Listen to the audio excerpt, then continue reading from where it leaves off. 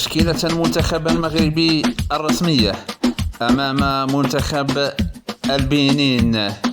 حراسة المرمى منير المحمدي، خط الدفاع زكريا الوحيدي، آدم ماسينا، جواد اليميق، يوسف بن عمري، وسط الميدان سفيان أمربت، عز الدين أناحي، إسماعيل الصباري،